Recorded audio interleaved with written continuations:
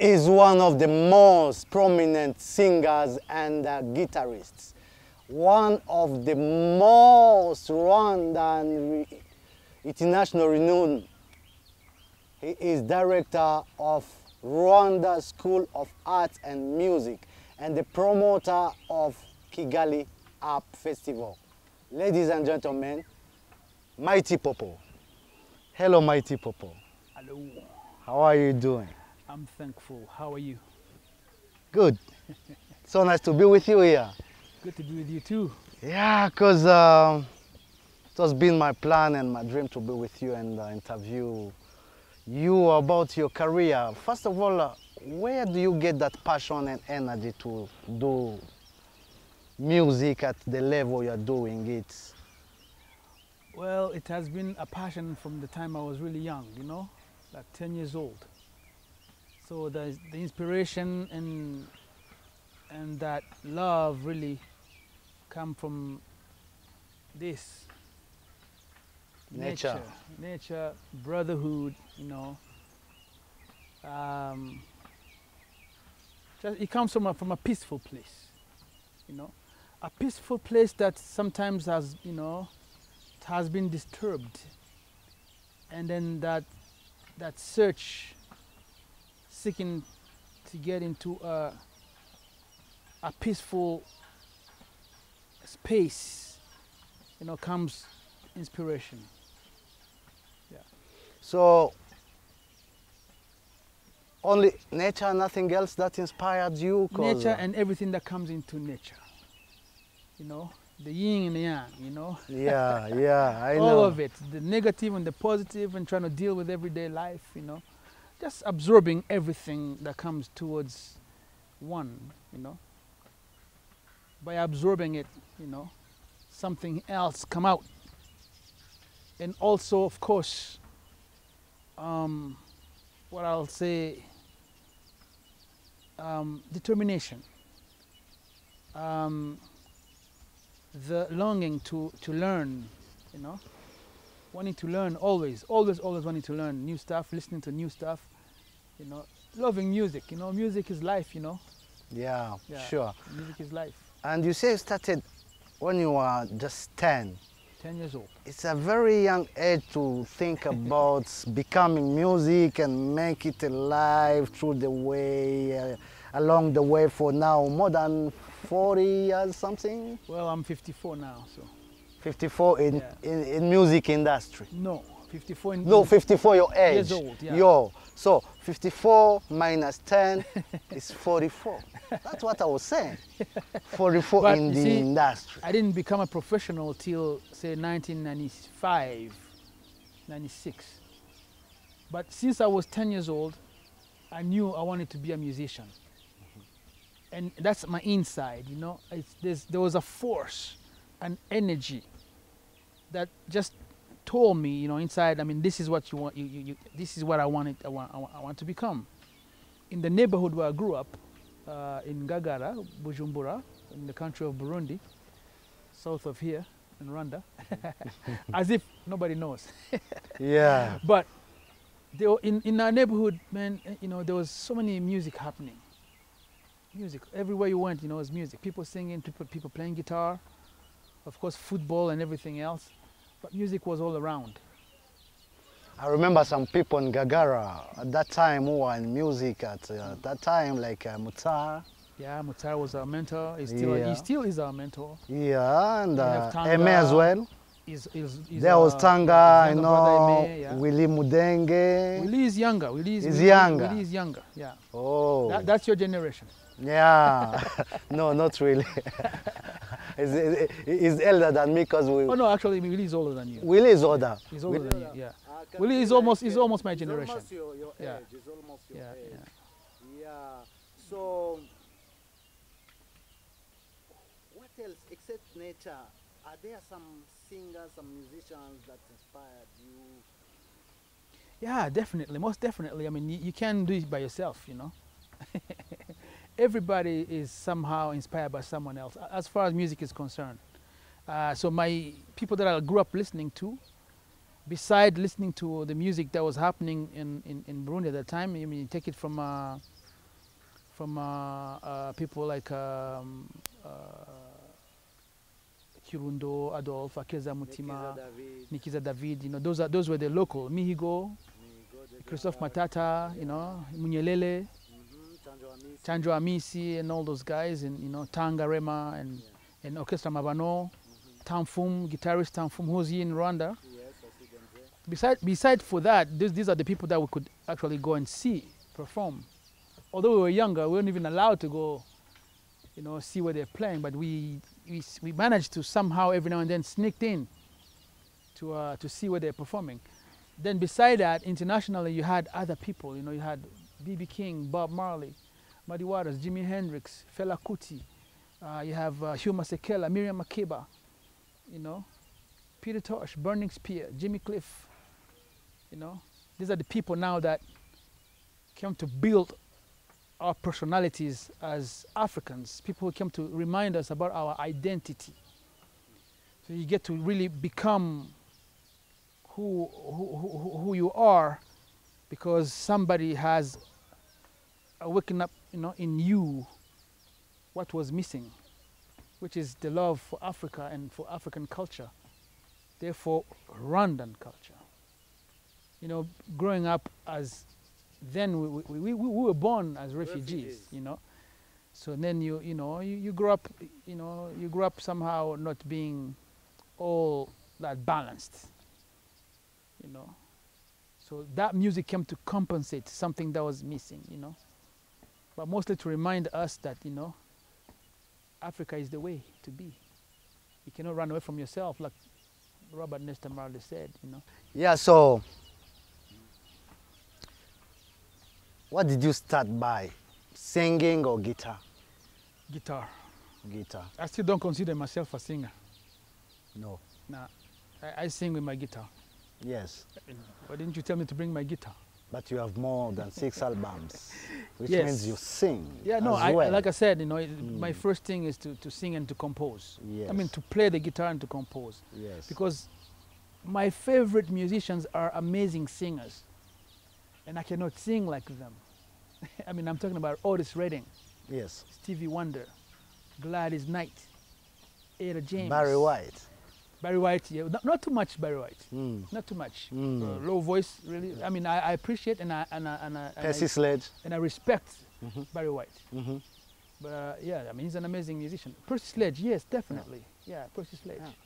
You know, Can all sing. them and the new ones too. You know, you got the D'Angelos and the Youssou N'Dours and you know Salif Keita, Salif Keita, Mori Kante. Mori Kante, all those West African great singers. You know, Yes. Omu Sangare, Omo Sangare. Omu Sumare, Yeah. yeah, Nahambia Dumbia. So many. All Music is So love. how you know. did you learn guitar? Guitar, like I said, in my neighborhood, Mungagara. Mm-hmm. Aho twakuriye, aho twabyirukiye, Mm-hmm. Mungagara, in Ngagara. Mm-hmm. People played guitar all around, you know. So my uncle, Mwembo, used to play alongside our neighbors at Barwani's house. Then you had Mutar house. There were guitars there. Yeah. So they'd be playing at night and we'd be just over. This is how I developed the love for the guitar. 'Cause I'd be watching my uncle play with all those people there, Swedi, Haruna, Mapike, Bukikiri, you know, and then Mutar, and then, you know, later on many other people. Like we'll go at Mudenge's house, at Willie's house. There was a guitar there. We'll go to Mozi house. There will be a guitar there, you know. And sometimes we have to go to Kamenge, to the Centre des Jeunes, Mm-hmm. to watch people play, you know. And my friend Vincent Dondera, who's in Canada, used to go to his house. He was the first guy I saw play an electric guitar. Mm-hmm. Anyways, there was so many people out there, so we used to just sit and play and learn, you know. Mm. So many of my friends actually didn't continue to play the guitar, like you know, Richard Moref. We didn't continue, but you know, I kept on loving the instrument and just kept on learning, you know. Mm. And yeah, it's just one of those things, man. You know, it was a call. It was a call. It was yeah. a call. Yeah. How long did it take for you to play professionally, like in a concert? Like? I mean, as a profession, meaning when I stopped doing anything else but just played music, I'll say 1995, 96. But from 1987, 88, I played concerts and big concerts. But I was schooling. I was going to school and playing music at the same time. So I wasn't a professional. And as far as a professional meaning, just making music, making a living playing music, 1995, 1996. Okay. Yeah. So Okay. I played with many bands. I played with a band in Ottawa, Canada. I played a lot of blues with Larry Mutham. Somebody told me that you played with John Lee Hooker. Is it true? No, I didn't play with John Lee Hooker, but I Mm. went to see him play, and I was looking for an autograph. I was standing with many people just waiting for an autograph, and then he kind of looked down. He was upstairs at this place called Barrymore's in Ottawa, and he looked down and he saw me, you know, and he went like this, you know. So I went upstairs where he was. Then I told him that you know, I love to play the blues. He goes, "That's really," you know. So he gave me an autograph, and he said, "If you're gonna keep on playing the blues, I will hear about you."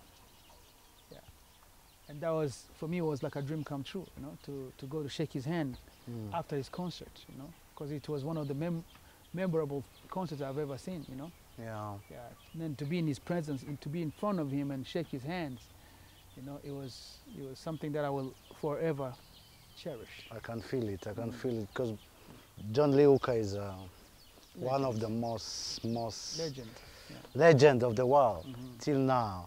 Yeah. So let's talk about recording. Then, when did you record your first song? As Mighty Popo Music, I'll say 1995, 96. It's when I worked on my first album. But before then, I recorded with many other bands. I recorded with the Challenger Brothers, you know, Ghana Challenger and the Connection Band. I recorded with another Jamaican artist named Bingy Barker. I recorded with Larry Mutham. Recorded with Andy J. Forrest in New Orleans. You know, I did so many recordings I don't even remember. Just people, you know, playing guitar on people's albums. But as far as my own music is concerned, the first album I worked on 1995, 96. And that is Ngagara? No, that is Tamba.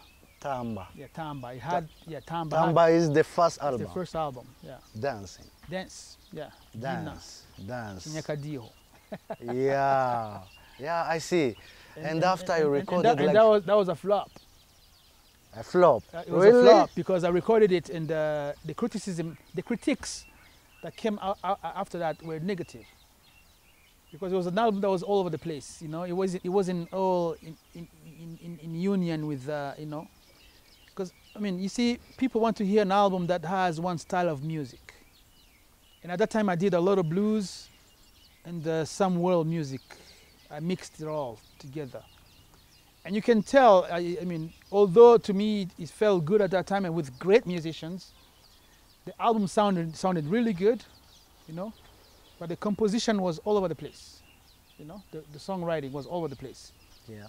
So the critics weren't favorable, and it took me 4 more years to do the next album.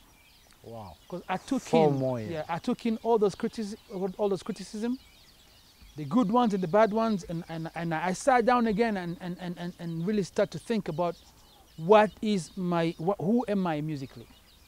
What is my identity? Identity. Yeah. Because people will come and say, "Hey man, today you play guitar like Buddy Guy. Oh, today you play like Jimi Hendrix. The next day you play like Albert King."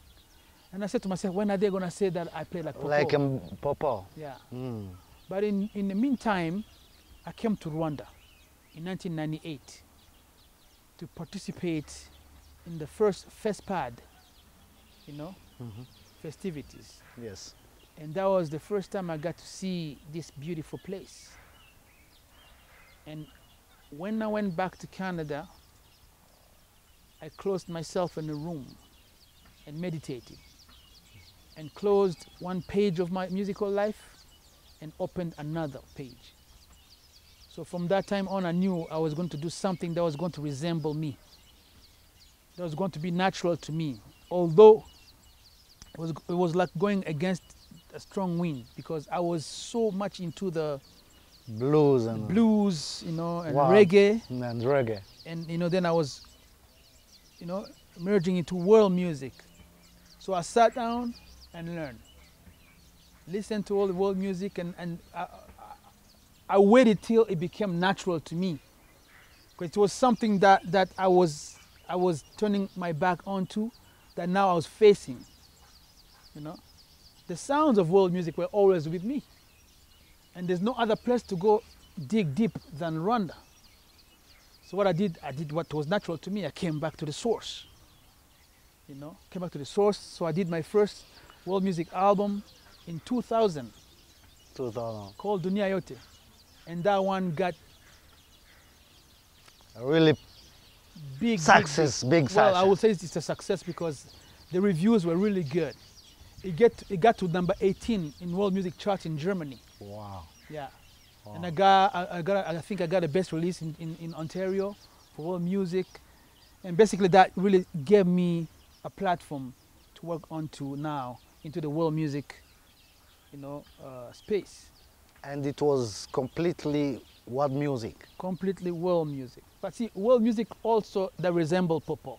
Yes. Because I also refuse to say, I mean, I am not, I wasn't born in some village, and I wasn't this authentic villager, African villager who playing traditional music from a certain place. No. I was born in an urban area, moved to an urban area, absorbed all these urban sounds. So I was just taking those urban sounds into the tradition. Yes. So I kind of managed to get myself. Was it kind of fusion or? You can call it a fusion, but really, I mean, it's just music that came naturally out of me.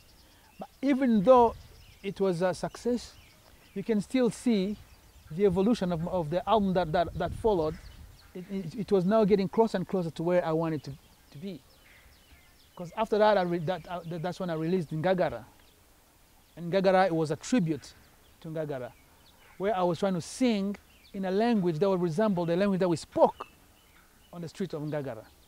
You know, we mixed Swahili and Kirundi, but the way we speak Kirundi, and then the way we spoke French, you know, with all those little insides, you know, and intricacies that came with how we grew up. And Ngagara, you know, when Ngagara came out, actually, even before it came out, a record label picked it up. A record label that had international distribution. That's CBC Records. CBC. Yeah, and that was distributed by Universal. You see? Yeah. Yeah, so that opened up really for me. So you sold a lot of I albums. toured a lot. Toured a lot. You I toured toured Canada, a lot. toured, Yes. you know, Europe. Europe. I came to tour Europe later on. Okay. Yeah. Well, actually, yeah, I did tour Europe with that album. Yeah. From the second album, Dunia Yote, in 2000, I started to tour. Yes. But you know, Ngagara also kind of put another punch. Yes. And then by the time Ngagara came out, then I got also involved in two more great albums called African Guitar Summit in Canada. Mm-hmm.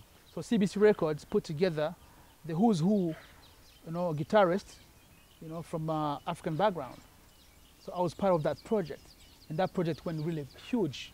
That got us Juno Awards. The Juno is like a Grammy, Yes. you know. So we got to play really international stages, main stages, different places, you know. We got to play at what do you call it again now? Who's the man that did We Are the World? Bob Geldof. Mm-hmm. We played. It was called African Live 8. Live 8. 8. They did Like Live number. 8. Yeah, they did Live 8 before with Bob Geldof to serve the Ethiopia. Mm-hmm. But we did Live 8 now. America for Ethiopia, for Africa. That's the actually. one, the first one. But the second one was called Live 8 as a number, as the big 8 biggest developed country in the world, to bring, you know, an awareness to those big countries to look at Situation in Ethiopia. in Africa. In Africa in Yeah, general. yeah, basically to stop really trumping on African nations and let them breathe. Yes. You know, eliminate the debt and all that. So it was just an awareness thing, but it was an international concert that was played instantaneously in the 4 continents: Europe, America, Africa, and Asia. Yeah. So we were part of that. So that's huge. Yeah. That was huge. Yeah. And my song was the one that was picked to be 'Cause included in you those got videos. even an award, Juno Award. I got a Juno from that, you know. For which category? Best song, best, album, world music, best world music. best world music. World music of the year, yeah. And Which then song was that? That was with the song called Mwembo, and the African Guitar Summit won. Yeah. Yeah. Okay. But I mean, it was a really nice album, and I hope you get to listen to it someday. We did 2 albums, and we got a Juno for the first one, and we got nominated for the second one. Okay. But in the meantime, you know, for those 2 albums, I released another album, Muhazi. After that, and Muhazi was getting me closer and closer to Rwanda. To Rwanda. Yeah. So Muhazi, I actually composed most of the music for that album when I was here. I remember when you performed, we performed together in Canada, Musée de la Guerre. If I do remember, I heard for the first time about Muhazi. You played Muhazi, and I was on a percussion and You were playing the djembe. djembe. You got sick first of all. You had malaria.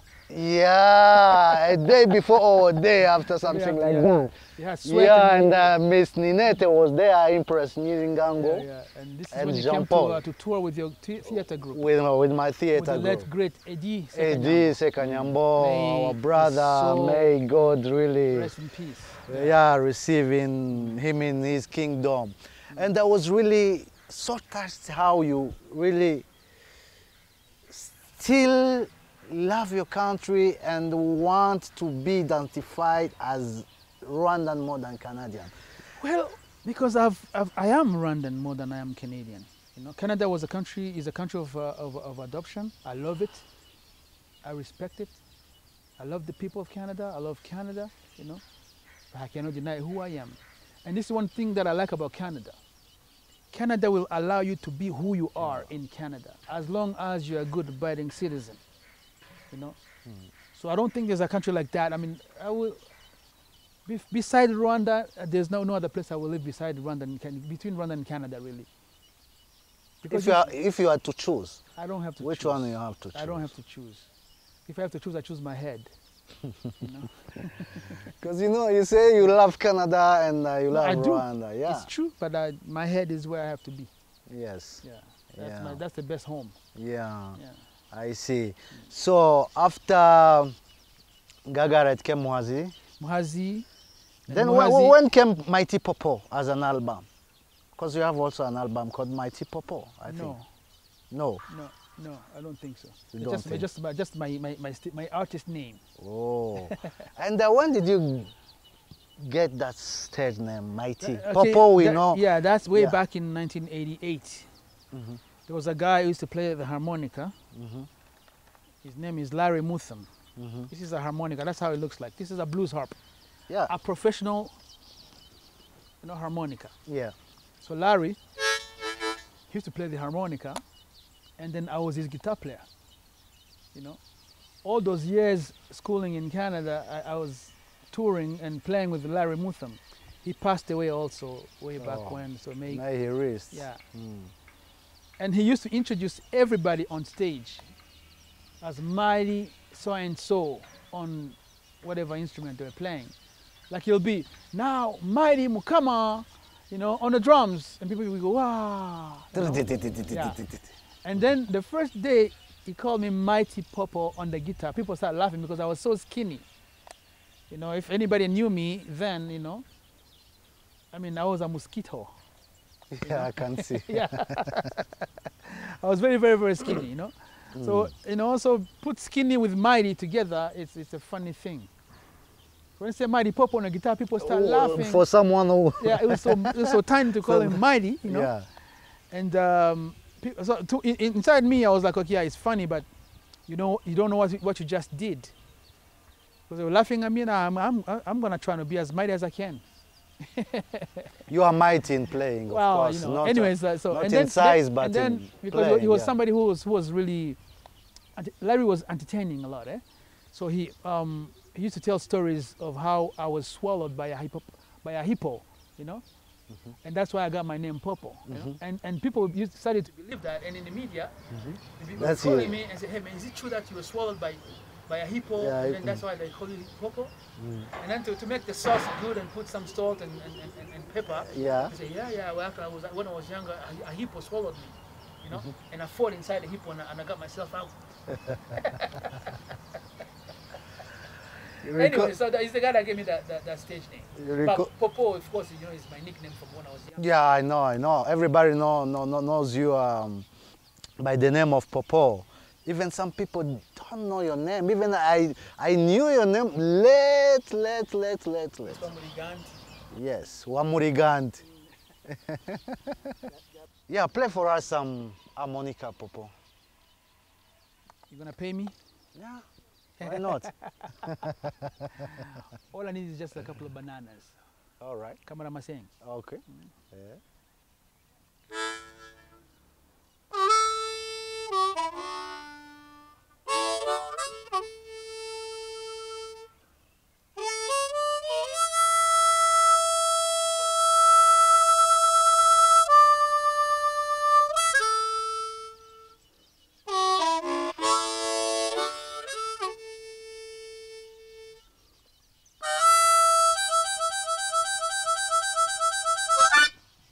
Wow.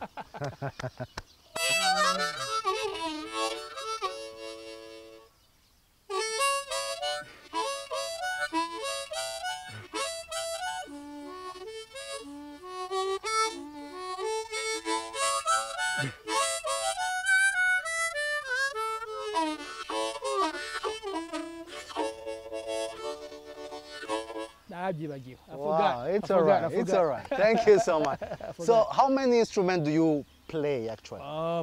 My main instrument. Your main is the solo, we know. guitar. Yeah, guitar. You know, I touch on bass and I touch on a little drums, harmonica. That's about Keys? it. Keys, no. Keys, I'm not no. a key player. I would love to, but no, I don't play keys. You don't play keys. Yeah. Okay.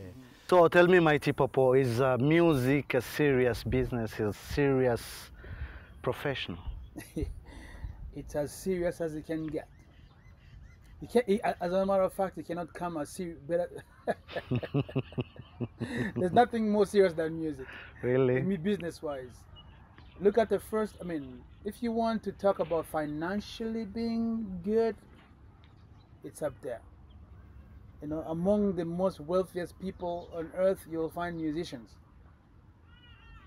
And among the poorest people, you'll find musicians, professional musicians. Yeah. So it's as serious as it can get, you know. What can you tell parents or people, especially in our country, who think that music is just waste of time?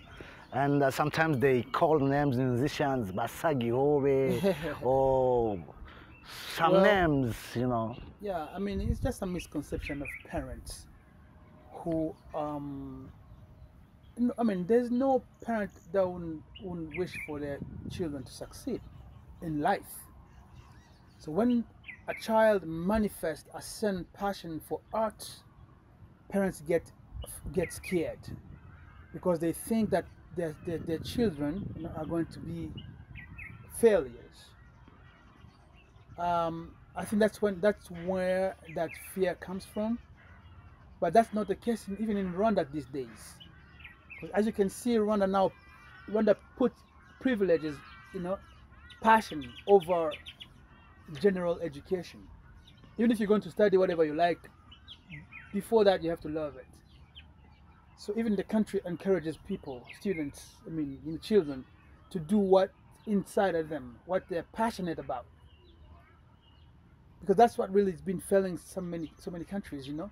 Is people going to study law or going to study whatever they want to study, and then not really doing anything with it, because it wasn't something that they liked. You know, they were forced into this thing. So that's where an artist, you know,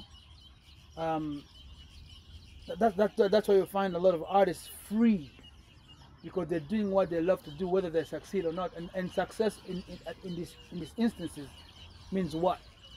if somebody's happy. It has different definition from people to, Thank you very from much. person to person. Yeah. Yeah. So parents are afraid that their children are not going to, to succeed in life, but that has been changing, that has been changing. I mean, we have a music school, Are you planning on talking about that? Yeah, we're gonna talk about that, of course. Well, Now we are talking about Mighty Popo, the artist. Well, There are other he's- angles, Mighty Popo. the same artist started a music school back in 2013, 14 here in Kigali, and the very first obstacle they had were parents. Students wanted to come and study, but the parents, at some point, at some time, they didn't even know their children who came to enroll into our program. So we actually had parents coming to the school. Say, I don't want my child to be in this program. So we had to fight with that. I mean, I went to WDA and presented my my challenges. So there are parents coming to the program and taking the children away Back home. back home. It wasn't 2 years later, 3 years later only. Parents were calling That me. they And, can I started to can I understand. get my child into the Yeah. program? Hmm. So it's just about a mindset. Yes. So this school is changing the mindsets, and all the TVET schools are changing the mindset of Rwandans, and TVET being technical Vocational training and education. education. Yeah. Yeah. So Yeah. it's all competence-based studies, And you personally, what kind of challenge did you face in your career till now? I mean, the challenges. I mean, as a musician, really, you face challenges, but you take them as they come. It's just like not knowing where you're going. But once you set your mind to something, determined, and you done some research, and you know your path.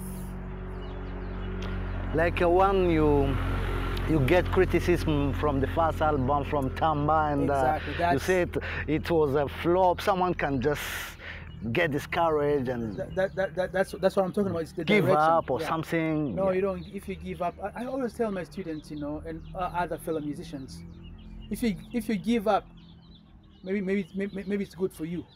You weren't that you thought you were, because as musicians we can give up. Yeah. So you can't run away from yourself. It will always come back to haunt you. So it's once you know really your identity as a musician, and not wanting to be something else that you are not. Once you have found that path, then you're in a good direction. And I mean, no the space where you're operating. You gotta know your market. You gotta know your field. You have to know what's going on. And many artists, unfortunately, take too long to know who they are, because they're artists. They're creative people. They try this, try that. Till they get to know who they are. Then bang, they go. Yeah. Mm. I mean, I was lucky to know I was a guitarist from the time I was 10. Although I'm not learning as much as I used to, because I'm doing other things, Yeah. But yeah, that's that. Okay.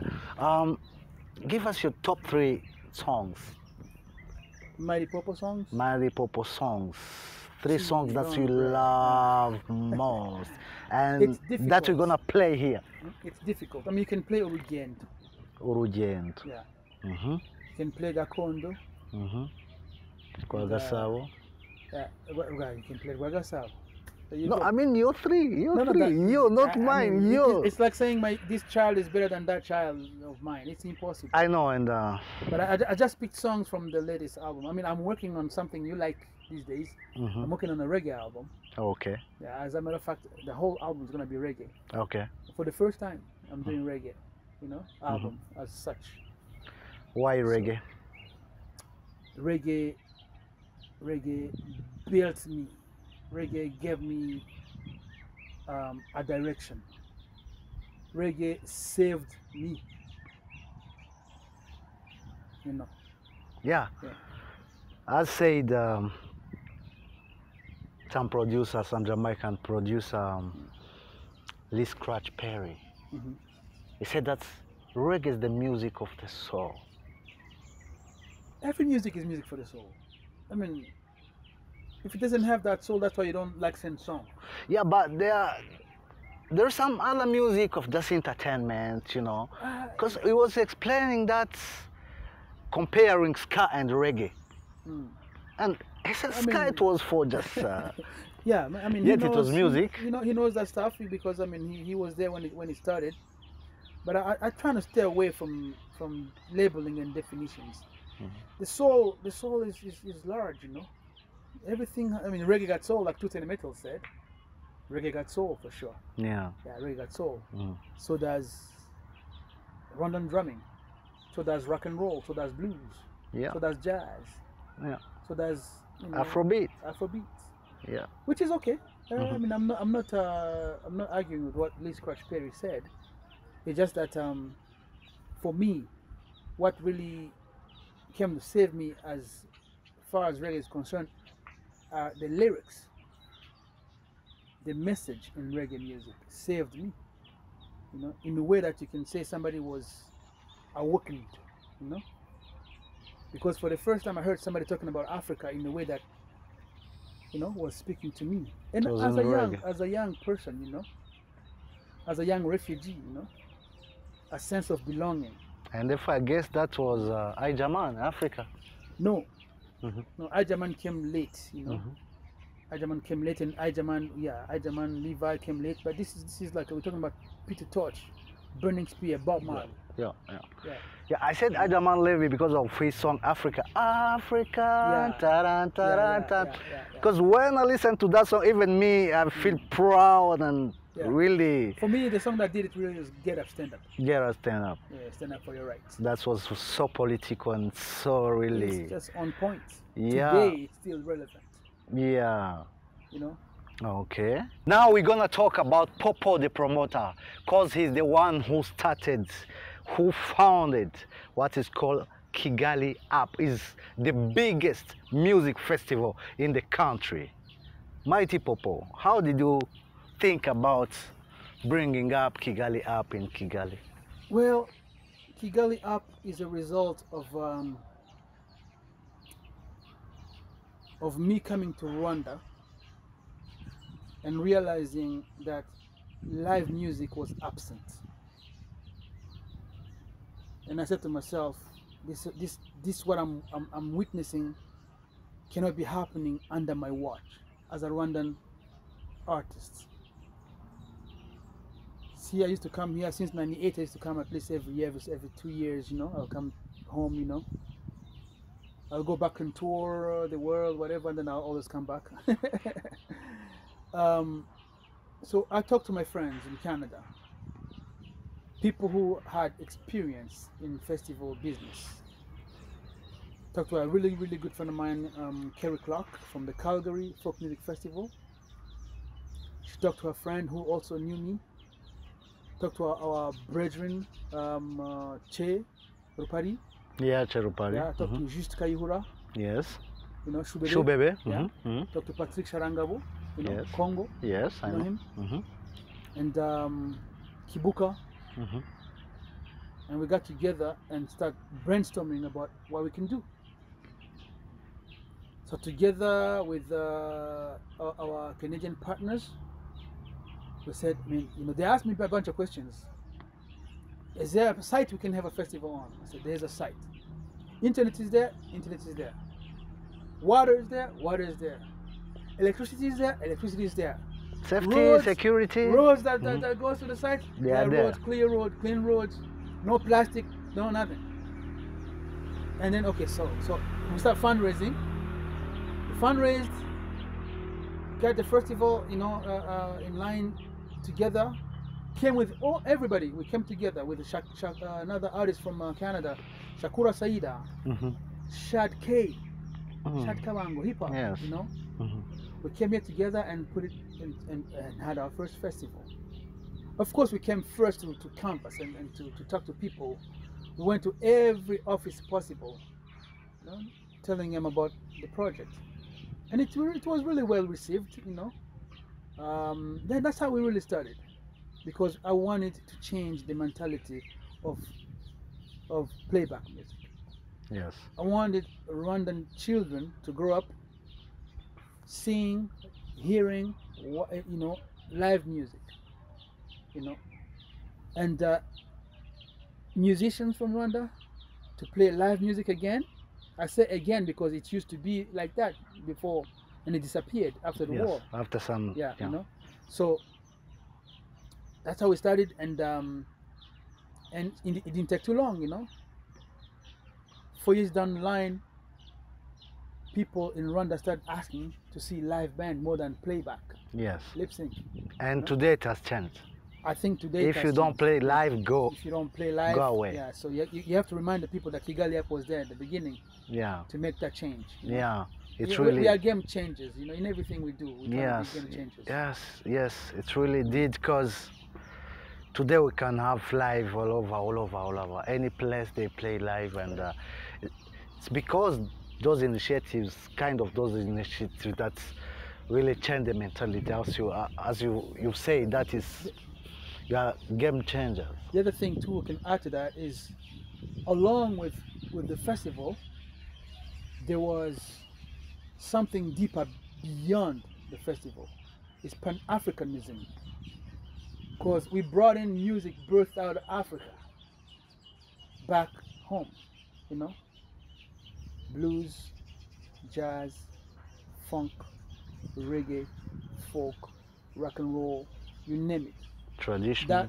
Traditional music, of course, you know, from different places in Africa. And I mean, we brought in the Different regions of Chiwani Africa. Somarere, you know, from Zimbabwe. Mhm. You know, people from like And Ismailo. Ismailo. I mean, you name it. It's so many great acts came to Kigali Up, really. Ismailo came, and some artists came to me crying. So we didn't know we could see someone who wrote Tajabon. Because that's the most popular song people know around here by Ismailo. You know, we brought in, you know, Tumi and The Fela Kuti son didn't come Fela Kuti San came here with First Pad.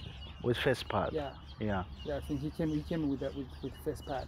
Mhm. And we brought in many people. I mean, Alpha Blondy, and, Even Alpha Blondie. Corey Harris, Joey Blake, Skylar Jet. I mean, you know, Shakura Saida, Rhonda Benin. You know, Habib Kwate.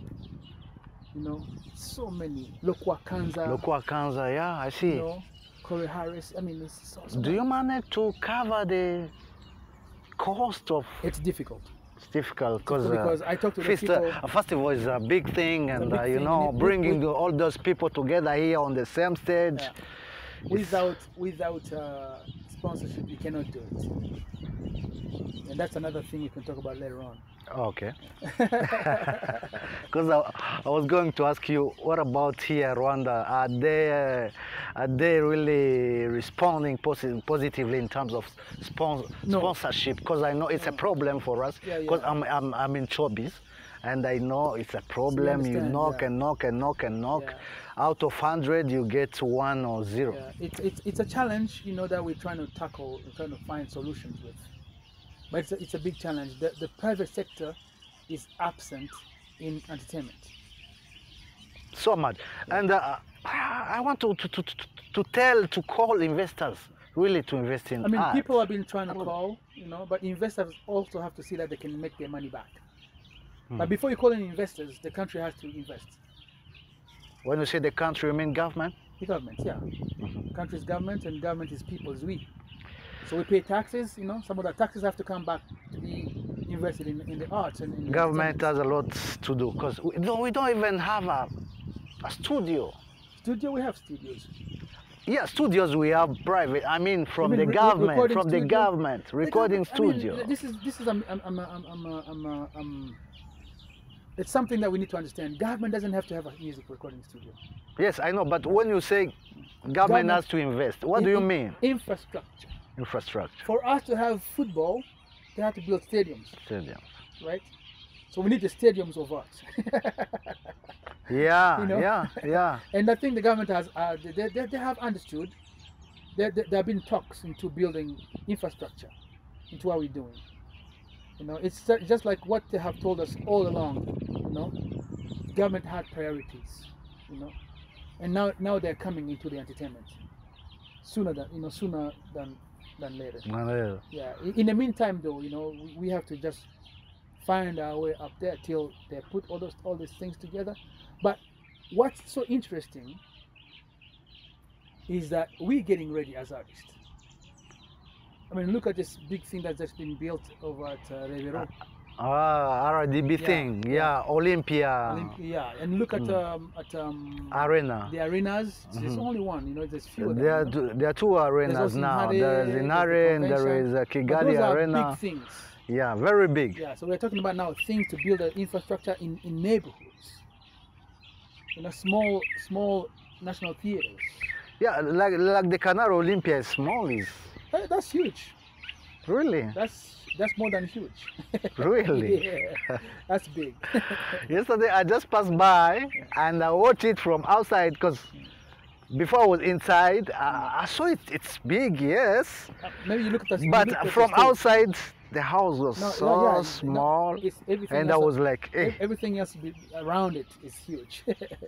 the Yeah. space is big. Anyways, so there are many things that the government have to look at, you know, in order to make a vibrant creative industry, Mhm, you know, and that has to come from taxes, mhm, yeah, and programs and grant programs, mhm.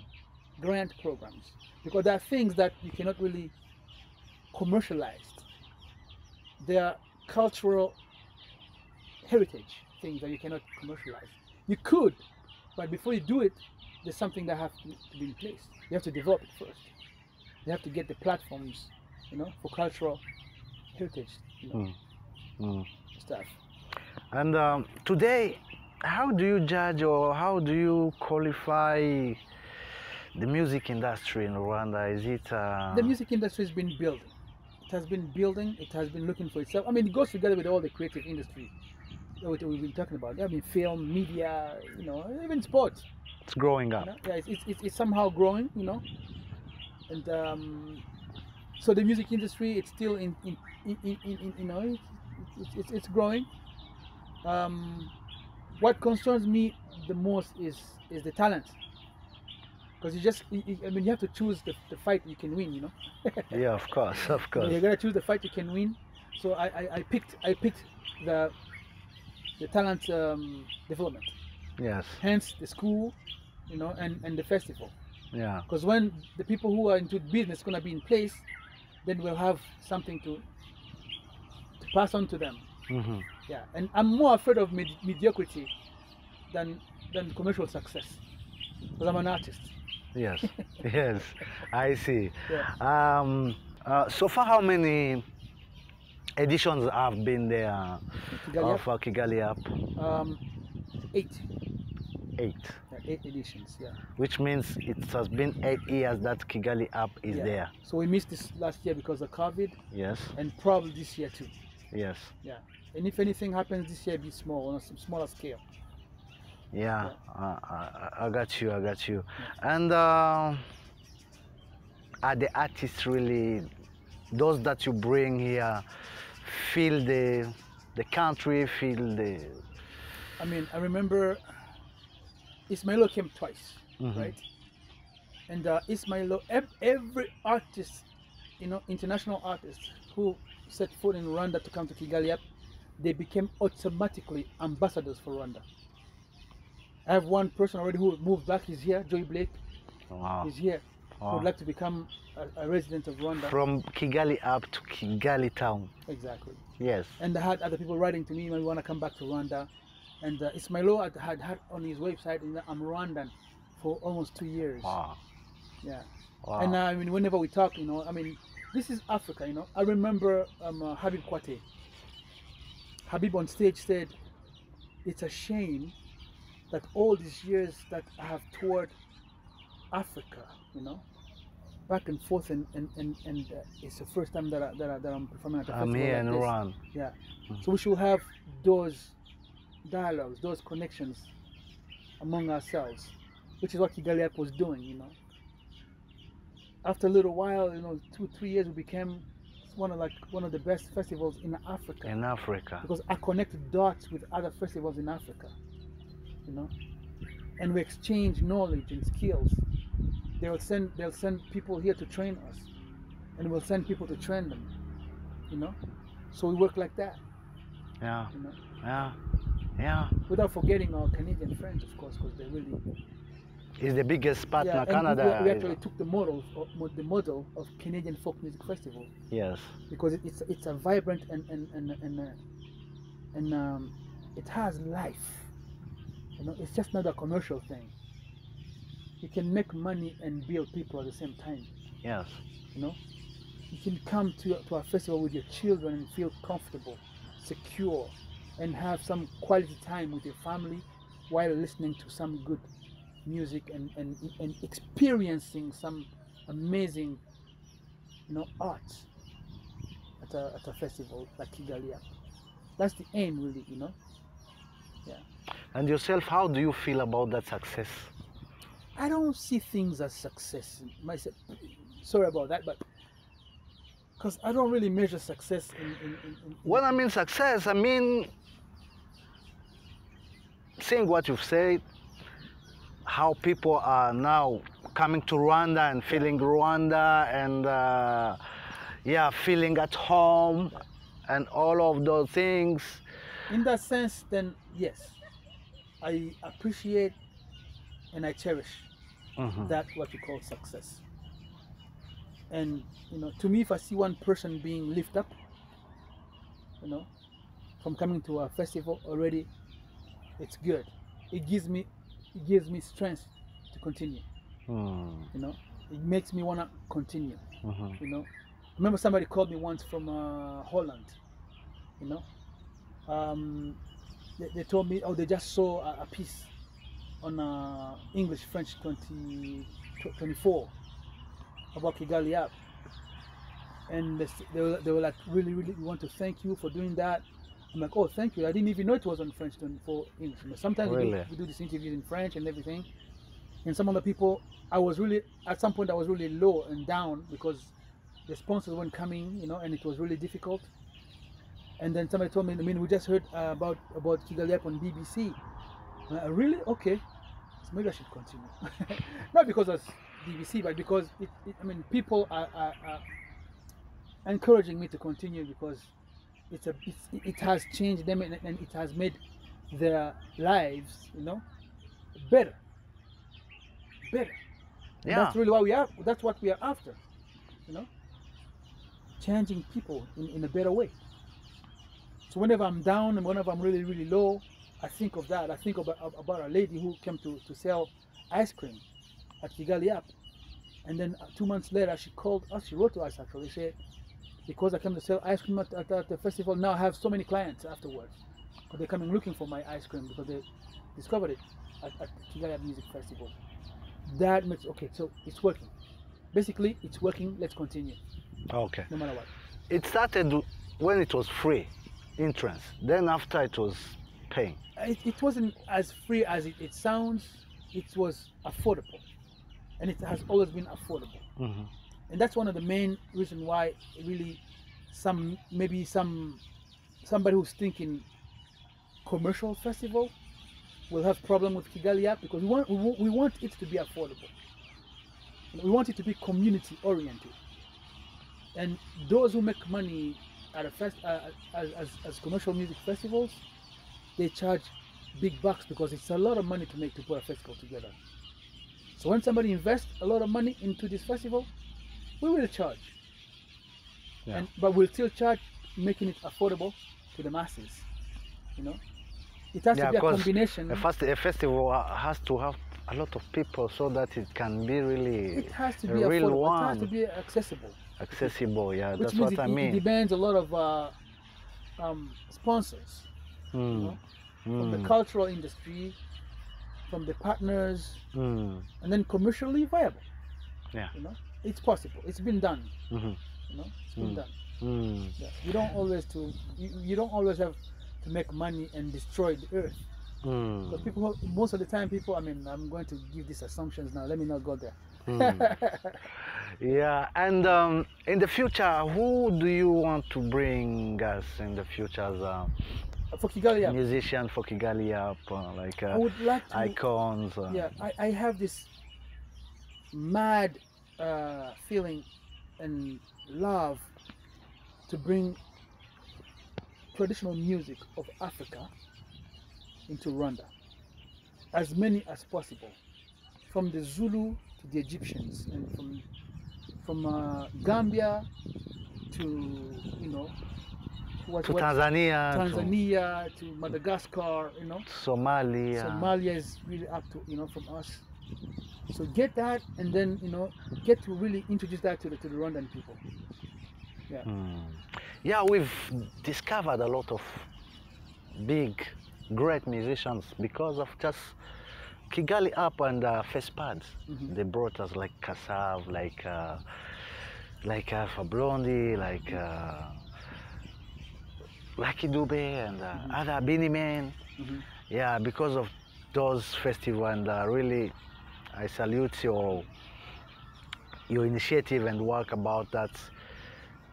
We really enjoyed and we really benefited from those festivals, for sure. Me and other people, many people that love music, that love, yeah.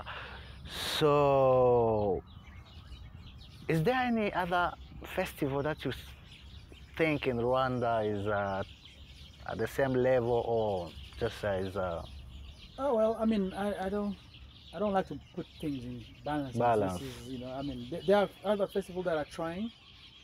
You have, I mean, yeah. From Jido. Yeah, Isano. Isano. You know? I mean, you have Raoul who's also trying with Raoul Rugamba.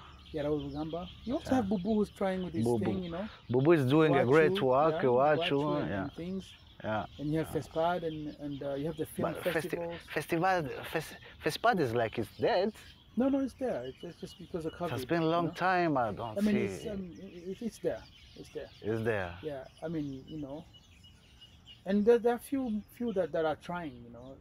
They're trying because we're all in the same box, running after the same sponsors all the time. Yeah. My other dream really is someday to bring Stevie Wonder to Rwanda. He will come soon because I had him saying that he's gonna settle in Yeah, if Ghana. he goes to Ghana, then he'll be closer.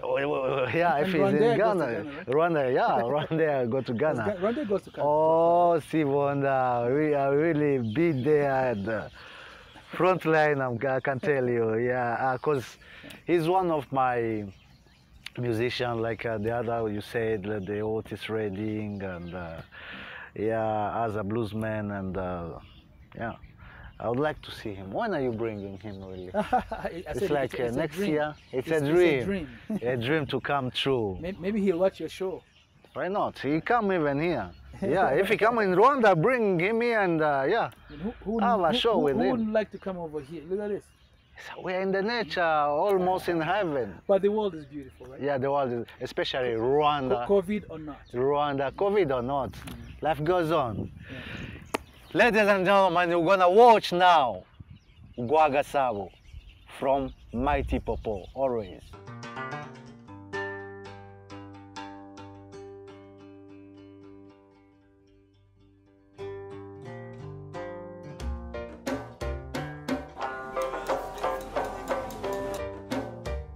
Reka twinegure tutarinze kugisabya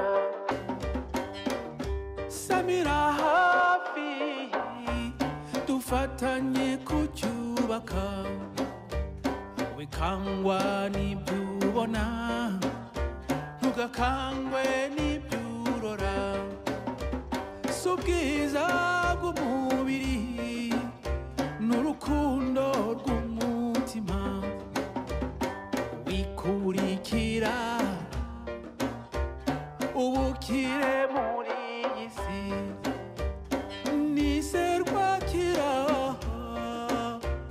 ukwihuhwa n'umuyaga rugari rwa Gasabo rugari rwa Gasabo rugari rwa Gasabo rugari rwa Gasabo kila binadamu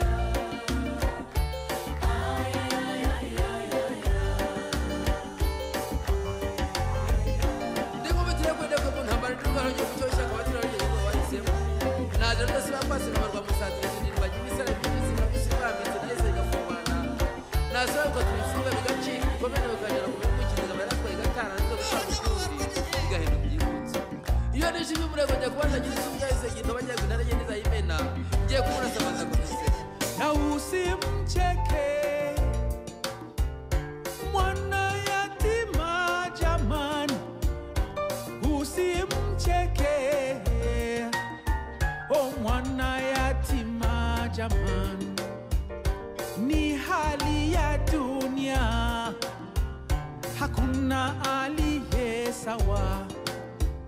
Ni hali ya dunia, hakuna aliye sawa.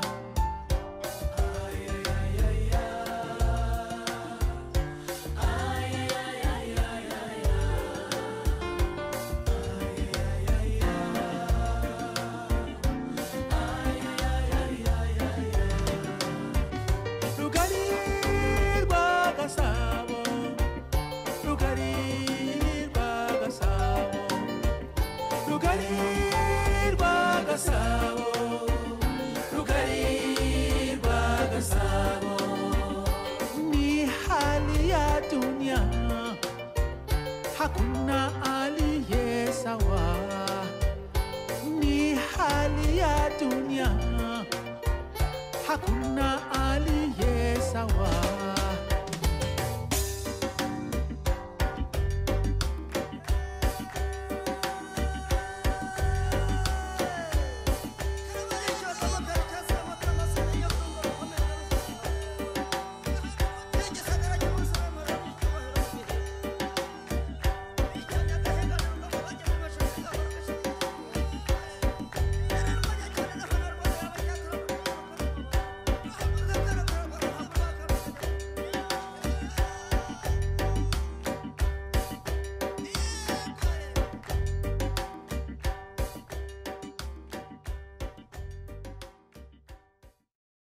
After Mighty Popo the artist, Mighty Popo the promoter, now we're gonna talk about Mighty Popo the educator.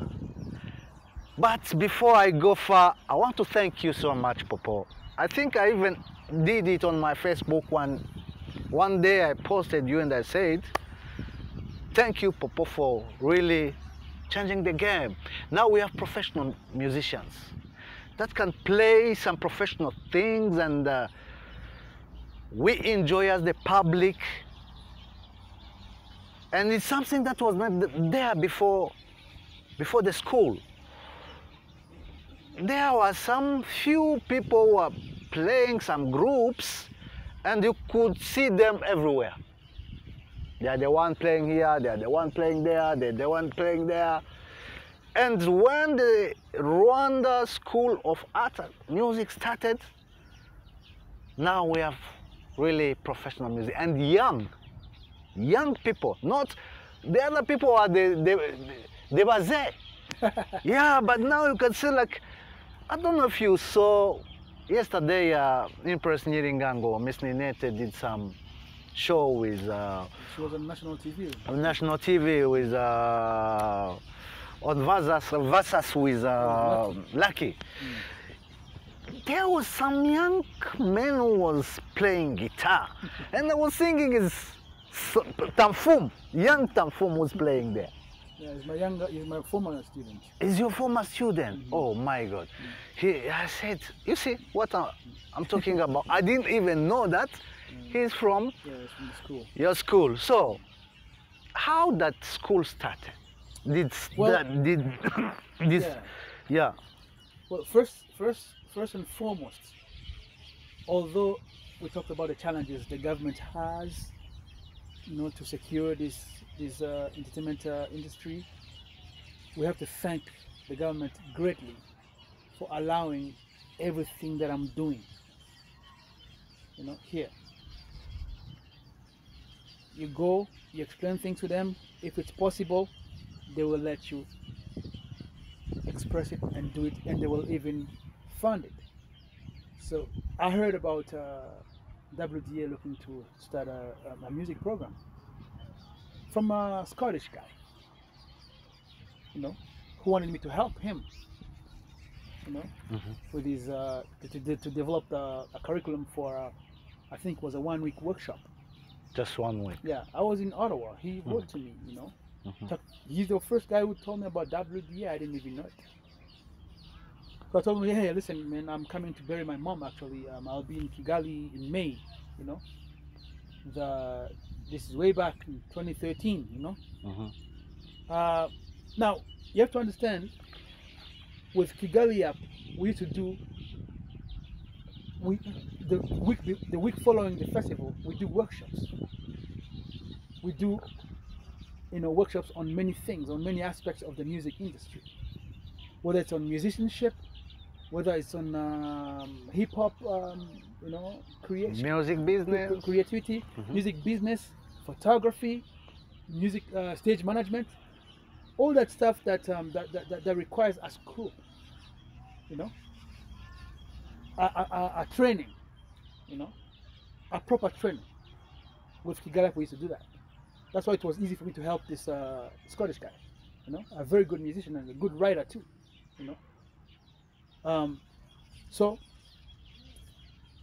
came in, he told me what he wanted. I told him what I knew, showed him around, told him the people to talk to. So many artists he interviewed. He presented his report, and he put my name on the top. If you're looking to somebody who can run this 1 week whatever month training, this is the guy I think who can. I mean, he put me on top with many other musicians that he enumerated. You know what I mean? So I got a call from WDA, and at that time I already forgot about it. WDA called me and said, "Hey, we have this thing we're trying to do," and then I got to talk to WDA directly and get to understand it wasn't a 1 week, 2 weeks, 1 month workshop they're looking for. Yeah. They're looking for a proper, space for music education. And I'm like, if this is what you're looking for, then we can try and develop something together. This was along with former DG of WDA, Gasana Jerome. So and then he begged me, because I was gonna go back to Canada. He begged, "Can you please develop something for us that we can present?" And that was like, Wabyukag. I went home, told my wife, this is what's going on. It has been a dream of mine even before, because I talked about a music school even before Kigali Up to many of my friends. It was one of my, passion, something that I would have done even if that didn't happen. So I put together this thing quickly, and actually some friends helped me, to put it together, because there's a lot of administration stuff that, So more like on academic stuff, I put it together quickly, presented to them, corrected first time, presented them second time, third time, it was accepted. And that's how it has accepted. I mean, from the curriculum development to hiring staff, from student recruitment, and the direction of the program, following TVET's norms, and here we are. Here we are. Yeah, Really, I don't know. Some even student of yours went even so far just because of that school, I think. Like Waze goes to The Voice. Yeah. Went to The Voice. Yeah, Ariel Waze went to. Ariel went to The Voice, and I mean, I'm just happy and glad that before our school, you could count on your hand how many Rwandan musicians we had working in the scene. You had bands from Uganda, bands from Burundi, lots of bands from the Congo, DRC, our neighbors. Yes. Nothing wrong with that. Nothing wrong with that. But now, along with those, you can find Brazilian bands from Rwanda, and many of them, are graduates. Yes. And if you really checked it out, they have actually raised the bar, because they're starting getting all the gigs, Yes. And the other musicians are starting to complain. Oh, only the kids from No, Nyundo are Nyundo, working. yeah. It's like, up your game a little. All the gigs are for Yeah. them. You gotta up your game. So Yeah. they're starting upping the game, which is actually what TVET is all about. Is upping the game, and getting up to standard for any trade. If it's in the arts, the kids who are graduating from the art, they'll make the other artists up their game. Because they have to go up to the standard that the country wants. So right now we're actually really navigating in a nice scene, because most of the musicians that are working right now, whether they came to our school or not, they are playing at some really good level. You started with how many people, how many students? We started with 30 students. 30. And out of that first promotion, 29 graduated. 29. One was out. One just had an issue. You know, He left. No, he didn't leave actually. He just had an issue. He didn't. He studied till. I mean, he did the full 2.5 years. But you know, some other issues, mental breakdown and things, and Okay. he didn't get to write the exam. Okay. Yeah. Today, how many do you have? Right now we have 152, 152. and we have a big campus that can accommodate 300 students. 300. Yeah, we just built one of the Now most, you have even accommodation with Oh yeah, they have always been in accommodated. Muhanga. We're in Muhanga right now. We just built one of the most sophisticated music recording studio in the region. Yes. Yeah, Mm. and we're trying to attract now performers from different part of the world to come and record into our studio, Yeah. as well as training our students in that studio, in that Yeah. professional studio. Yeah. It's based in Muhanga. It's in Muhanga. Yeah. And we're just about to build also, you know, with